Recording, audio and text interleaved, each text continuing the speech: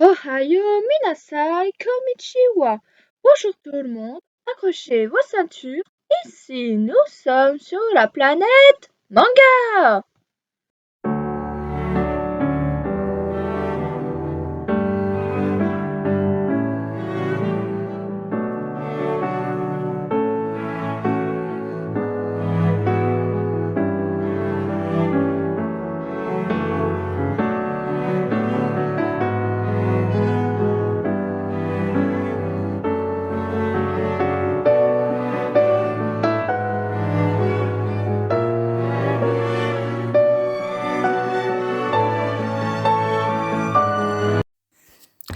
Akira est à l'origine un manga écrit et dessiné par Otomo Katsuhiro, prépublié dans le Young Magazine de Kodansha entre 1982 et 1990.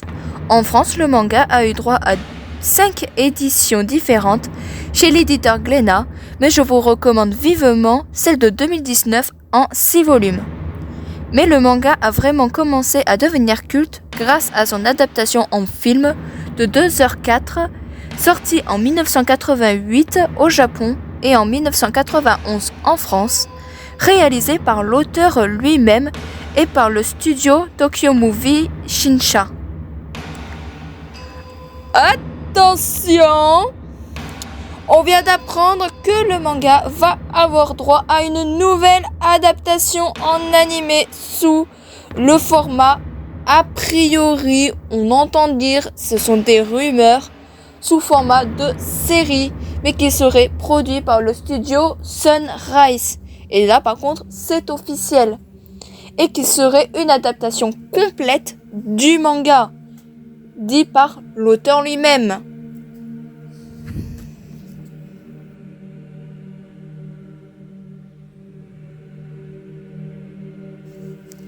Le 16 juillet 1988, Tokyo est détruit.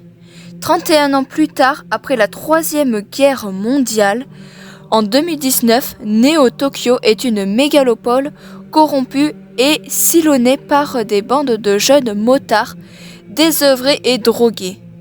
Une nuit, l'un d'eux, Tetsuo, a un accident en essayant d'éviter ce qui semble être d'abord un jeune garçon, mais qui a un visage de vieillard.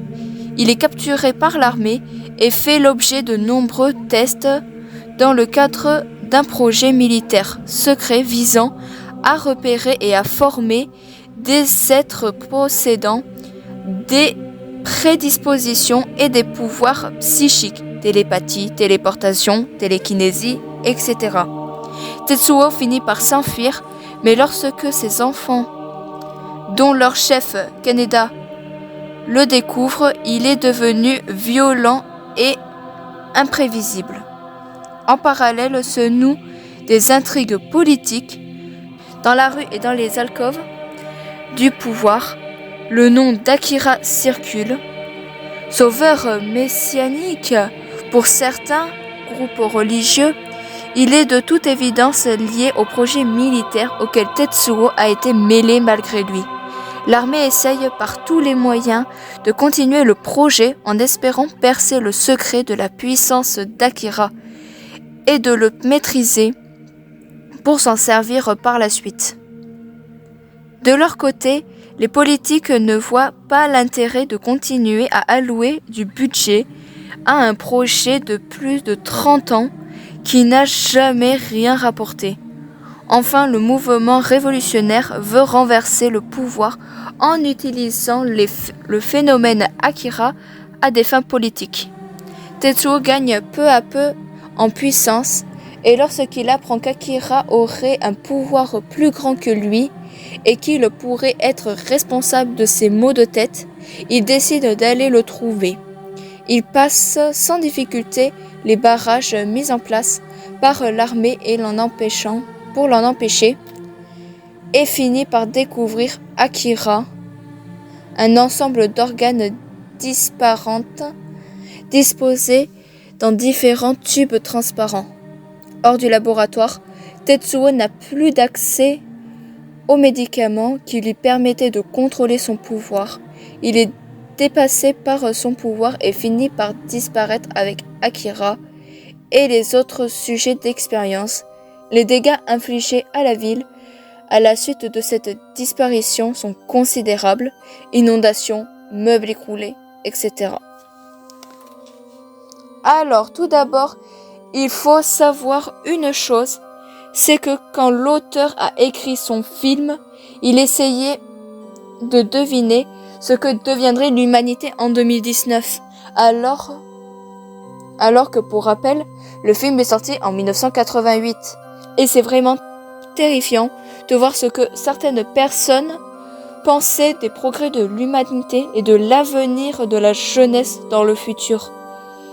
Et il faut bien avouer que l'auteur avait raison sur certaines choses, notamment à propos de la science, de la délinquance et de la drogue, la prostitution, etc.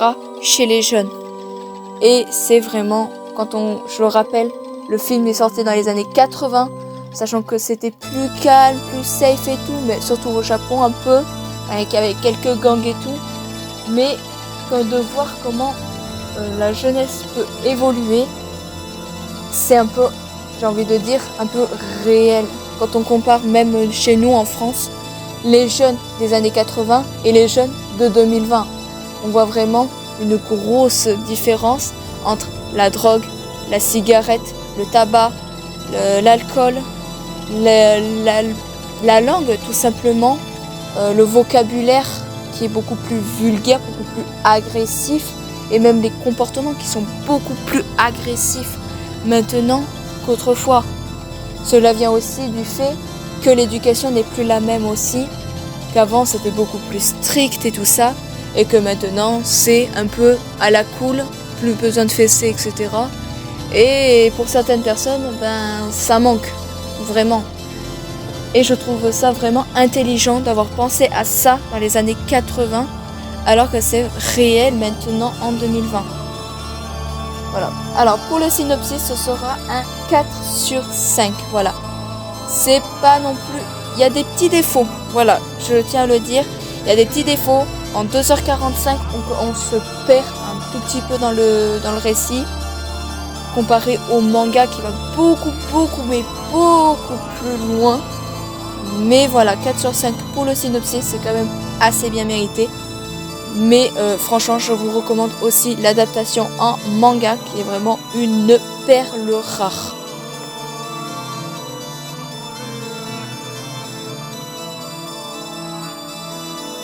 Alors pour les personnages, je vais parler des deux personnages principaux du film, qui sont Kaneda et Tetsuo. Alors nous avons d'abord Shotaro Kaneda, c'est le leader des Capsules, un gang de motards de Néo-Tokyo en l'an 2019. Sa moto est une grande fierté pour lui et il y fait très attention. Téméraire et fougueux, il n'a peur de rien et n'hésitera pas à affronter tout seul Tetsuo alors que ce dernier possède des pouvoirs psychiques puissants. Plutôt dragueur, il suivra Kei, une révolutionnaire âgée de 17 ans comme lui, en espérant un peu, on va dire, conclure amicalement, coquinement avec elle. Ouais, en gros, il veut juste la taper, hein.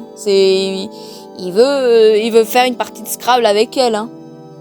T'es pas obligé de dire ça aussi violemment, tu sais. Et ensuite, nous avons Tetsuo Shima.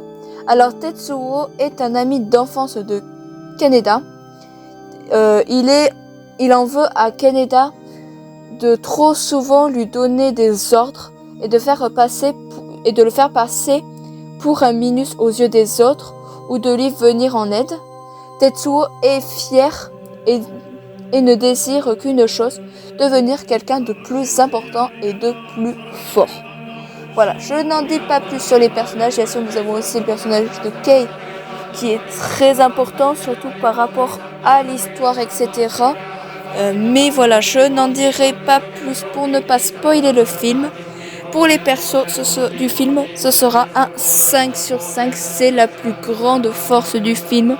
Ce sont ces personnages. Voilà, la plus grande force du film réside en ces personnages qui sont tous marquants les uns les autres.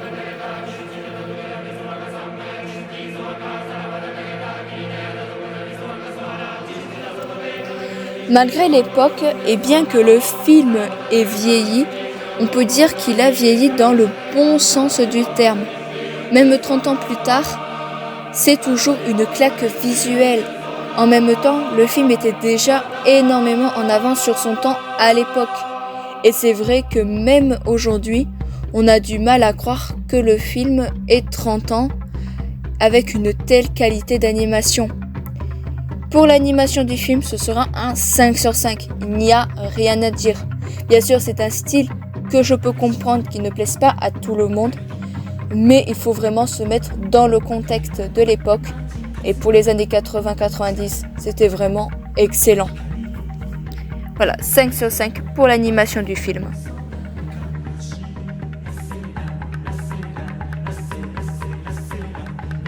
Alors, en conclusion, qu'est-ce que j'ai pensé du film Akira ? Eh bien, Akira est vraiment un classique de la japanisation. Et c'est aussi l'une des œuvres qui a, on le sait tous, permis à l'univers du manga et de l'animation à se développer à l'international. C'est vraiment un film à voir et qui cache plein de significations par rapport à la jeunesse de maintenant. Et cela est terrifiant tant c'est réaliste. Il touche bon genre action, horreur, épouvante, psychologique, science-fiction surnaturelle et pour thème cyberpunk, militaire, post-apocalyptique, super pouvoir. Le retour perso, ce sera un 4 sur 5, voilà. Même si je ne dis que du bien de ce film, il reste que ce n'est pas du tout mon film préféré, malgré que c'est un film que j'apprécie énormément à voir, tant il est marquant, mais ce n'est pas du tout mon préféré et ce n'est pas du tout mon style de film préféré. Et pour la note finale, ce sera un 18 sur 20. Franchement, c'est pas dégueu. 18 sur 20 pour un film de cette époque, c'est vraiment bien mérité. Et c'est un film qu'il faut absolument voir. C'est pour ça que je vous mettrai des liens dans la description que si vous voulez aller voir ce film. Franchement, je vous le recommande à 100% pour vous faire votre propre avis dessus. Et voilà. Moi, je vous dis à la prochaine. C'était Kuléa de Planète Manga. Jana!